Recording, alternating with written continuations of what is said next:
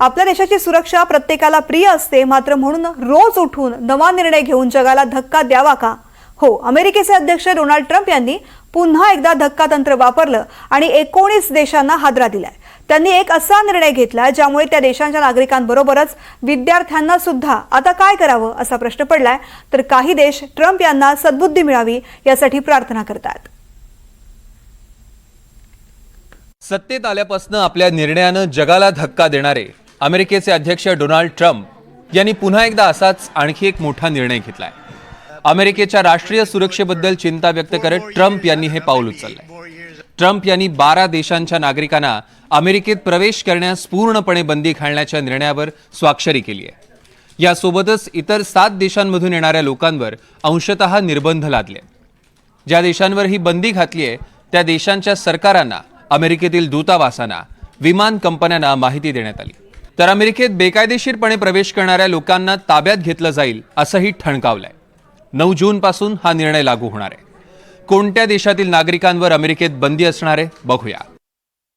Afghanistan, Myanmar, Republic of Chad, काँगो, Equatorial Guinea, Eritrea, Haiti, Iran, Somalia, Sudan आणि Yemen.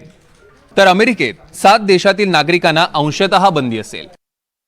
Burundi, Cuba, Laos, Sierra Leone, Togo, Turkmenistan आणि Venezuela.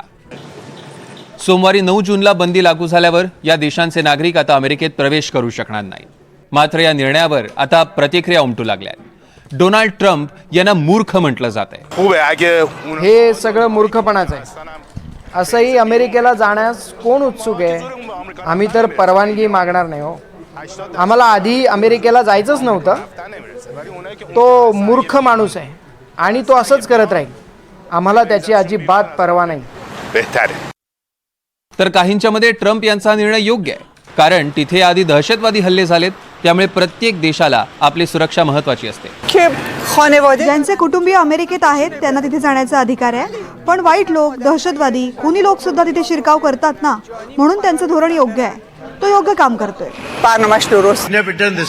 हे काही प्रमाणात खरंही आहे, कारण ट्रम्प यांच्या प्रवास बंदीच्या निर्णयातनं काही ठराविक लोकांना सूट मिळू शकते, खास करून वर्ल्ड कप किंवा ऑलिम्पिकमध्ये सहभागी होणारे खेळाडू।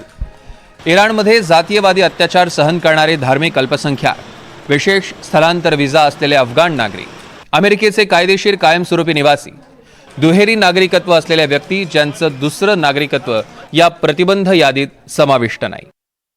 निर्बंधाची नेमकी कारणं काय?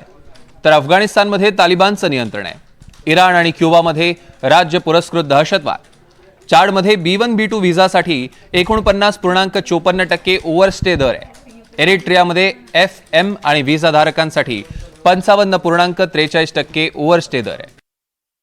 दरम्यान चीनकडून मात्र ट्रम्प यांच्या निर्णयावर सावध प्रतिक्रिया देण्यात आली। चीन आणि अमेरिका यांच्यातील शैक्षणिक सहकार्य परस्पर फायदेशीर आहे। चीनने शैक्षणिक सहकार्याचं राजकारण करण्यास सातत्याने विरोध केला आहे। अमेरिकेचा दृष्टिकोन केवळ स्वतःची प्रतिमा आणि आंतरराष्ट्रीय विश्वासार्हता खराब करेल। चीन परदेशातील चीनी विद्यार्थी आणि विद्वानांच्या कायदेशीर हक्कांचे आणि हितांचे दृढपणे रक्षण करेल। अमेरिकेनं याआधी असे निर्णय घेतले आणि नंतर ते मागेही घेतले। 2017 मध्ये अमेरिकेनं इराक, येमेन, सिरिया, सोमालिया, इराण, सुदान आणि लिबिया या 7 मुस्लिम देशांवर प्रवास बंदी घातली होती।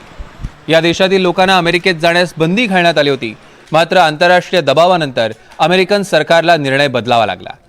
त्यामुळे यावेळी पुन्हा डोनाल्ड ट्रम्प आपला निर्णय मागे घेतात का, हे पाहणं महत्त्वाचं ठरेल। Bureau report, NDTV Marathi.